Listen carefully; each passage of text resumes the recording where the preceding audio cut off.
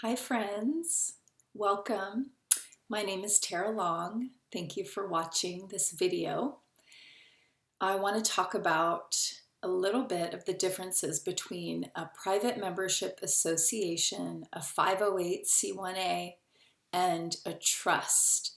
So this might give you an idea of which one you should choose, and you can actually do like a PMA and a 508 together, a PMA and a trust together. You can do them. Yeah, it doesn't just have to be one.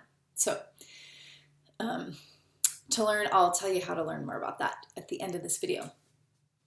But I just want to briefly, just so you can get an idea. So this is for you, obviously, if you have your own business, if you share your gifts in the world, you work in the world, and you're not working for someone else. Okay, that's what this is for. So PMA is a private membership association, and this is bringing the work that you do. We could call it a business.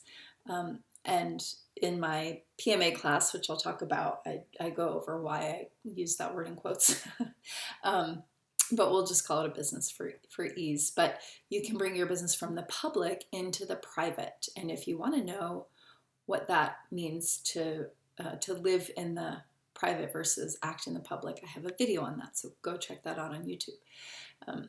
But you can bring your business into the private, which means you are operating in the private, which means you don't need permissions from third parties to do anything, right? To have whatever the work is that you do, a license, permits, all of the things. Now, this is going to be different for some businesses. You might need, say, a license to order certain equipment or something like that. So PMAs are not for everyone, okay? They're not.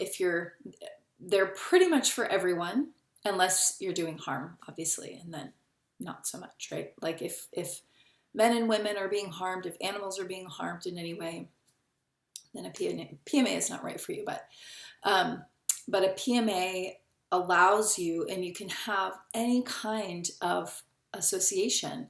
You can be doing anything as long as you're not harming others, okay? So that's a PMA. And if you want to learn more, I have a 2-hour, it's over 2 hours class called Create Your Own Private Membership Association. It gives you everything that you need, all the documents, all the templates, everything that you need to create your own PMA, okay?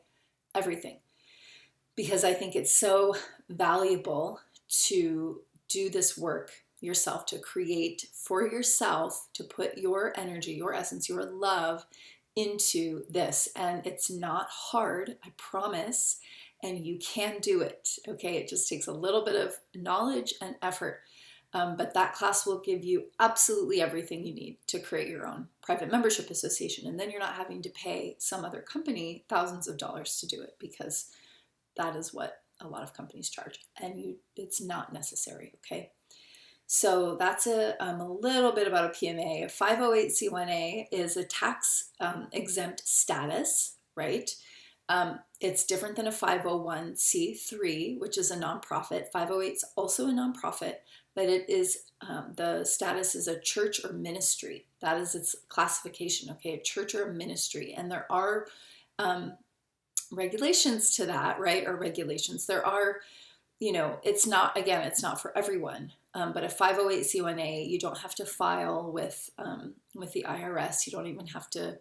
You can incorporate it, but you don't have to incorporate it. I would choose to not incorporate it. But anyway, I go over all that also in the Create Your Own Private Membership Association class. I go into detail about 508c1a and if that is right for you. Okay, just trying to get your wheels turning about what you might want to do, what avenue you might want to take.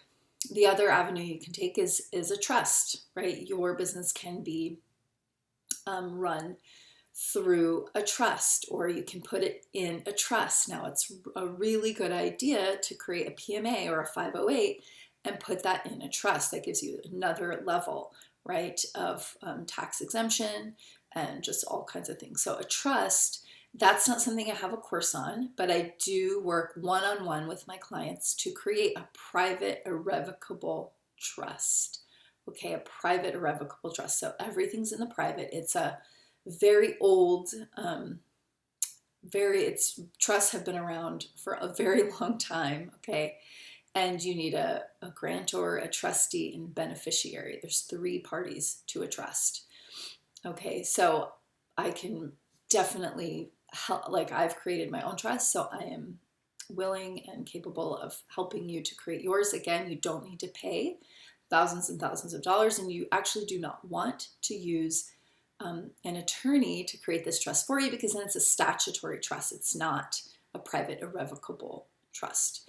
And that means that you have irrevocable means that you have to put in stipulations if, for it to be changed or shifted.